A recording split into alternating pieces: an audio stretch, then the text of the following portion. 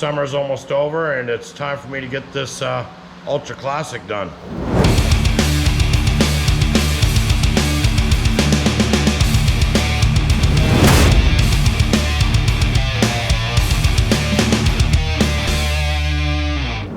So it's a late night here in the shop. I've got to wrap up Junior's bike. It's been here for pretty much all summer long. We've had an unusually busy summer this year with everything going on. Normally we get a break in the summertime because the tourists aren't here until wintertime, but it's not that way this year. So Junior will be back here in a couple weeks from his summer trip, and I'm sure he's going to want to ride his bike when he gets back. So in part one of this video, I showed you how to clean up the chrome on your bike. This thing was pretty oxidized, been sitting outside for a bit. And it was looking pretty rough, so I decided to clean it up for my buddy. But we're gonna take it a little bit further. We're gonna add a little character to his bike. Normally, I wouldn't touch anybody's bike. That's pretty much just a no-no. Don't touch anybody else's bike. Or definitely don't make changes to it without their permission. But I've known Junior pretty well. He's a really good guy, and I think the changes I'm gonna make to it, I think he's gonna appreciate. And if he doesn't, they're very simple changes, and it can be just, you know, turn back just like this. So we're gonna take this nice clean bike and we're gonna give it a little bit of character.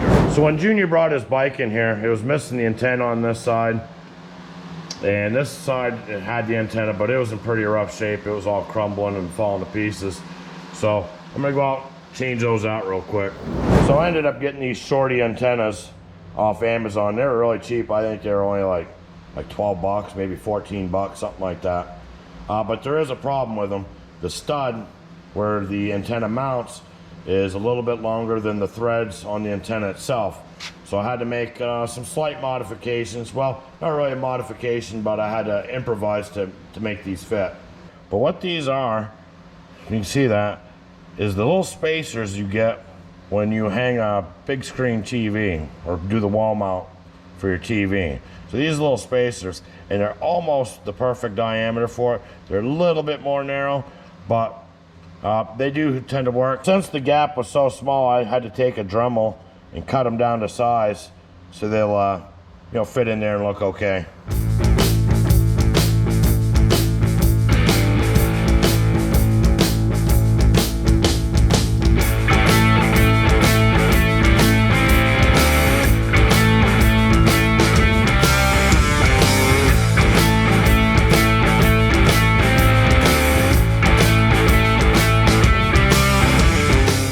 So the next thing we're gonna do is swap out this taillight.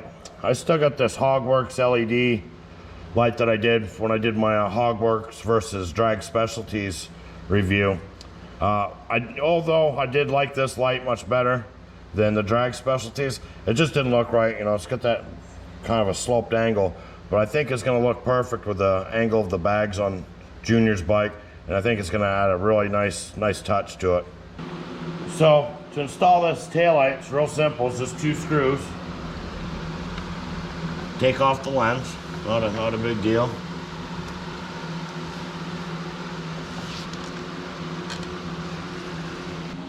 Next thing you got to do is remove the wiring harness. There's a little clip there on the bottom. You just lift up that clip.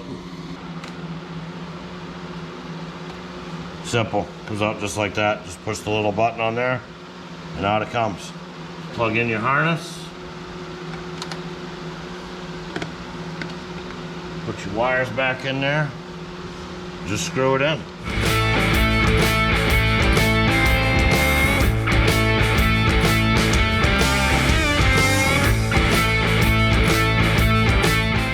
All right, so that's on there. Let's see how it looks.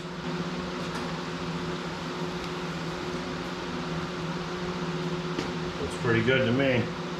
So we got the taillight installed, and what I'm going to do now is I'm going to accent those a taillight by putting some smoked lens in here.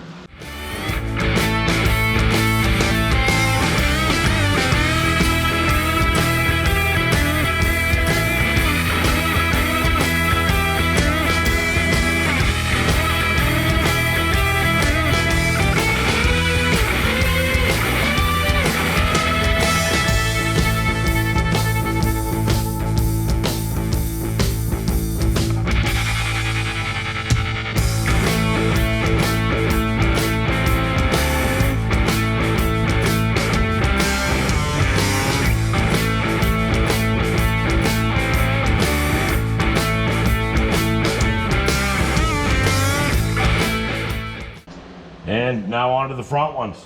And I'll link to all this stuff that I got on Amazon on here. So if you got a ultra classic or similar style bike that has these types of light, I'll put a link in there for you. Because like I said, this is real cheap, easy. I think I spent more on the light bulbs than I actually did on the lenses and the antennas, to be honest with you. So it was real cheap. Same process here, 2 screws on each.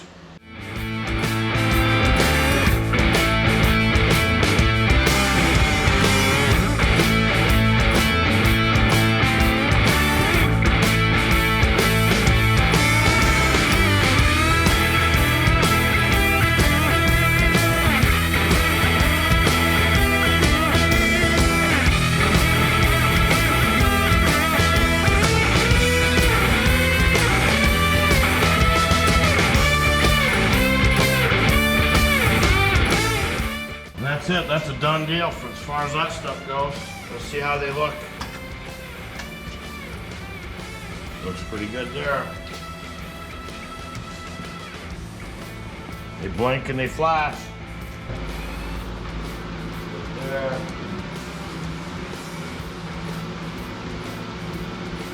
I think it's a pretty good look. Tell me what you think. I think you like it. I like that look myself. Maybe he don't, I don't know. We'll find out when he comes and picks up his bike though. So I got a little pro tip for you. Not that I'm a pro or anything, I just know a couple things and just play it off like I know a lot. So we got a little residue here. That's from our beach parking passes they make us have here. And you know, maybe you got a registration, not a registration, but maybe an inspection sticker or a parking sticker for an apartment complex or some stuff like that. But normally when you take that stuff off, it leaves a residue like that. And I'm gonna show you an easy way to get that stuff off. Now to get this stuff off, what I use is denatured alcohol, which is basically camping fuel. When you do this though, you wanna make sure you get a clean rag. You don't want a rag that's got oil residue or stuff like that, because it will end up breaking down those chemicals and leaving streaks, and then you're just making more work. So you wanna use a really clean rag. And the other thing is too, is when you use this stuff, is you might want to test spot on some of these plastics. Like I said, I haven't had any problem. I've done this on my CBR, taking the beach sticker off. Glass, absolutely no problem on real glass. But like I said, on these acrylic and plastic windshields, you might want to take like a little test spot in a corner, bottom corner. It's real discreet. It could cause some fogging. So this is a factory Harley windshield. So I've already tested it already to make sure it's going to be okay. And it works out fine, but yeah, I'm going to show you how well this works. So all you're really going to want to do, and like I said, you get yourself a super clean rag. This one's brand new, hasn't even been used for anything other than this purpose. And you just just pour a little on your rag. Once you get your rag wet, so you just start working in one corner.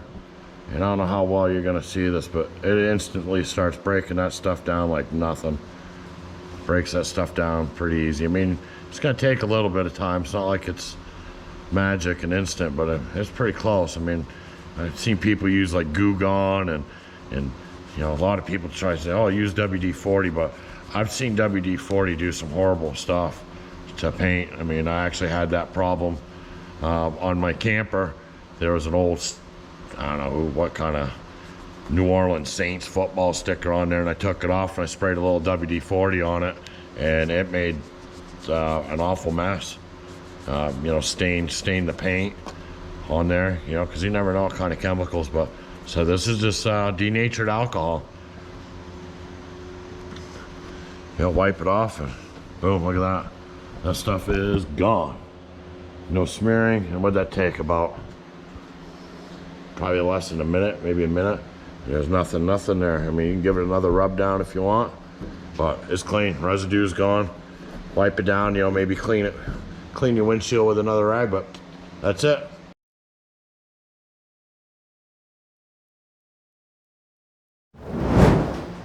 All right, so I'm standing here with my buddy Junior. He's been gone for, how many months you been gone, Junior? About 3 or 4 months? Yeah. Been traveling the country, seeing stuff, going to skate parks with the son. How many skate parks you guys have? A dozen. At least a dozen all over the country. Yeah. As you guys know, I've had his bike here for the summer. It's kind of been my little project, but you know, I've shown you, I've cleaned it up, and I've sent Junior a couple videos there while I was out there drinking a little bit, and you know, I can't keep a secret very well. But what he doesn't know is I took some liberties with his bike over the last month. So I hope he isn't mad, because normally I wouldn't do that to anybody's bike. But we're gonna see how this goes. So look at his reaction. He's getting all worried.